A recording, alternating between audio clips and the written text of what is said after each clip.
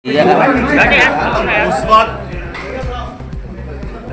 दिल्ली के लोकनायक जयप्रकाश नारायण हॉस्पिटल में आतंकी हमले से पीड़ित गंभीर रूप से घायल लोग जिंदगी और मौत से जूझ रहे हैं। लाल किले पर हुए आतंकी हमले में 9 लोगों की जान चली गई और मैं ऐसे समय में जब देश की राजधानी दिल्ली में लाल किला जो हमारे गौरव का प्रतीक है, जहां से प्रधानमंत्री हर वर्ष देश को संबोधित करते हैं, 15 अगस्त को उस लाल किले के पास ब्लास्ट हुआ।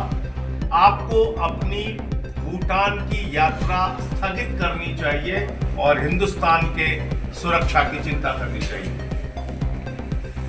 लेकिन यह संवेदनहीनता की पराकाष्ठा है कि क्रम में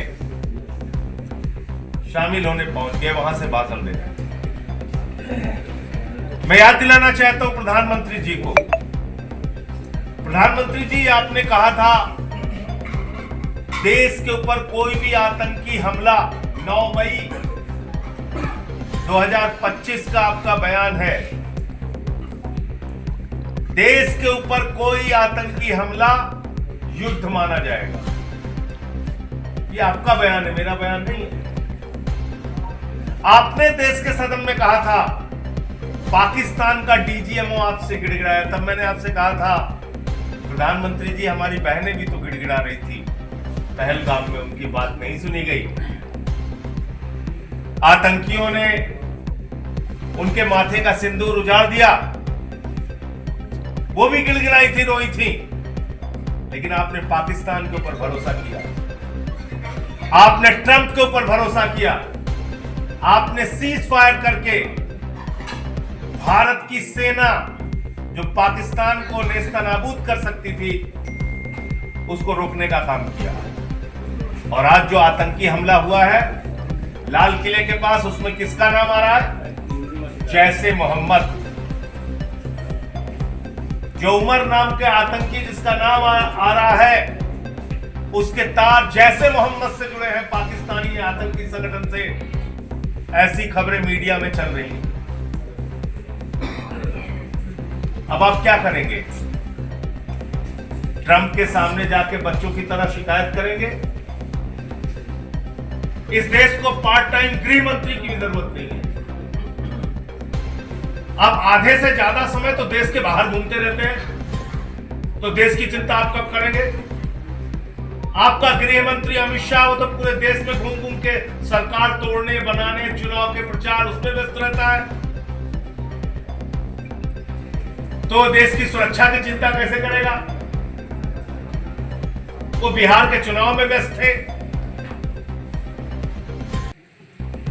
फरीदाबाद में सैकड़ों किलो विस्फोटक पाई जाती है कल ही,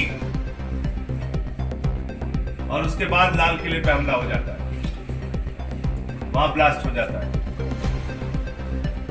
तो क्या इसका मतलब जो खुफिया जानकारी आपके पास थी, जिसके आधार पर फरीदाबाद में इतना बड़ा विस्फोटकों का जखीरा, हथियारों का जखीरा पकड़ा गया, क्या उसके बाद भी आपने कार्रवाई करने में हिला हवाली की और कहां की? ये देश आपसे जानना चाहता हूं।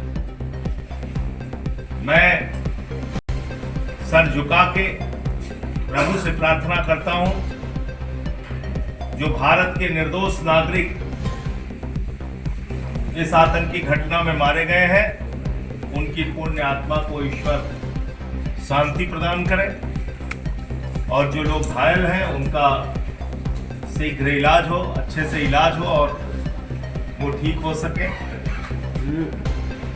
मैं सरकार से चाहता हूं कि वो इसमें सख्त से सख्त कार्रवाई करें, और जो लोग इसमें शामिल हैं उनको ऐसी सजा मिले जिससे पीढ़ियां उस बात को याद रखें। आज की प्रेस वार्ता का दूसरा मकसद यह भी था कि उत्तर प्रदेश में रोजगार दो, सामाजिक न्याय दो के नाम से कल यानी कि 12 तारीख से सरयू से संगम, अयोध्या से प्रयागराज की पदयात्रा अपने साथियों के साथ करने जा रहा हूँ। हमारे साथ अनिल झा जी जो सह प्रभारी हैं उत्तर प्रदेश के, विधायक हैं दिल्ली से, वो मौजूद हैं। निवर्तमान हमारे प्रदेश के अध्यक्ष भाई सभाजीत सिंह जी मौजूद हैं। हमारे अयोध्या प्रांत के अध्यक्ष भाई विनय पटेल जी हैं, संजीव जी हैं। तो हम सब लोग अयोध्या के जो प्रभारी हैं, तो हम सब लोग एक यात्रा निकालेंगे कल से और सरयू में संकल्प लेके संगम तक जाएंगे। तो विकराल समस्याओं से लड़ने का उद्देश्य है। नंबर 1 बेरोजगारी, जिसमें नौजवान भी शामिल है बेरोजगार, जिसमें वो किसान भी शामिल है जो फसल का दाम न मिलने के कारण आत्महत्या करता है और खाद की बोरी के लिए लाइन में लग के उसकी जान चली जाती है, जिसमें वो बुनकर समाज के लोग भी शामिल हैं जिनका उद्योग व्यापार हो रहा बर्बाद हो रहा है। कुटीर उद्योग, लघु उद्योग, सूक्ष्म उद्योग से जुड़े हुए लोग तबाह और बर्बाद हो रहे हैं। वो शिक्षा मित्र, अनुदेशक, आशा बहुएं, आंगनबाड़ी कार्यकर्त्री, वो भी शामिल हैं जिनको नियमित नहीं किया जा रहा है और वो अपने नौकरी के लिए संघर्ष कर रही हैं। वो भी शामिल है जिनके आरक्षण का हक मारा गया पिछड़े वर्ग के शिक्षकों की भर्ती में। तो एक बड़ा वर्ग जो बेरोजगारी का है, और आज उत्तर प्रदेश देश का सबसे बड़ा बेरोजगार प्रदेश है। पूरे देश में हम बेरोजगारी के आंकड़े में नंबर 1 पे खड़े हैं। तो हमको रोजगार चाहिए। ये बड़ी बड़ी बातें, घुमाने फिराने वाली, धर्म के नाम पे लड़ाने वाली, जाति के नाम पे लड़ाने, ये नहीं चाहिए। और दूसरा मकसद है सामाजिक न्याय का। सभी वर्ग के लोगों के साथ न्याय होना चाहिए। ये बाबा साहब डॉक्टर भीमराव अंबेडकर जी के द्वारा लिखे गए संविधान में दिया गया हक हमको है। सभी जाति धर्म के लोगों के साथ न्याय होना चाहिए, ये हमारा संविधान कहता है। उस हक को मारा जा रहा है उत्तर प्रदेश में। पिछड़ों की, दलितों की, मुसलमानों की, अल्पसंख्यकों की बातें नहीं सुनी जा रही, चाहे वो थाना हो, तहसील हो, अस्पताल हो या सरकारी नौकरी हो। उनको प्रताड़ित किया जा रहा है। हम देखते हैं खबरें, कथावाचक का सर मुड़वा दिया जाता है, पेशाब पिलाई जाती है। एक पासी समाज के बुजुर्ग व्यक्ति को काकोरी में मंदिर में पेशाब चटवाई गई। हम देखते हैं ये घटनाएं तो मन व्यथित होता है कि सीआरपीएफ के एक जवान को बुलंदशहर में घोड़ी पे इसलिए नहीं चढ़ने दिया क्योंकि वो दलित समाज है। ये हो रहा है उत्तर प्रदेश में। शिक्षा पे बात नहीं होगी, स्कूल बंद हो रहे हैं सरकारी, नमक रोटी मिड डे मील में खाने को मिल रहा है, अस्पतालों में मोमबत्ती में ऑपरेशन हो रहा है, एम्बुलेंस का इंतजाम नहीं, दवाओं का इंतजाम नहीं, एक्सरे हो रहा है तो कागज पे हो रहा है, अल्ट्रासाउंड हो रहा है तो हफ्ते में एक बार हो रहा है। ये स्वास्थ्य व्यवस्था की हालत। तो मुद्दों पे बात कीजिए, मुद्दों पे बात सरकार को करनी होगी। इस उद्देश्य के साथ ये यात्रा कल से SIR भी जो है यूपी समेत अन्य जो है प्रांतों में शुरू हो गया है। देखिए, SIR एक बहुत बड़ा चुनावी घोटाला है, ये मैं पहले दिन से कह रहा हूं। और चुनावी घोटाला किया, 80 लाख वोट वहां काटे गए।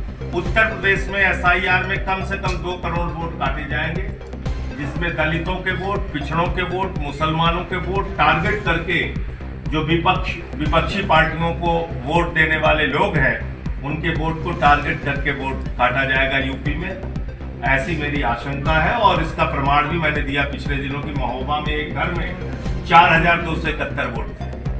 अब चुनाव में मैंने आपको बताया तो कि 7 करोड़ 80 लाख वोट थे लोकसभा में और 8 करोड़ 22 लाख वोट बनना था। 18 साल के ऊपर के मतदाता सितंबर 2025 तक 18 साल से ऊपर के मतदाता 8 करोड़ 22 लाख थे। अभी वो घट के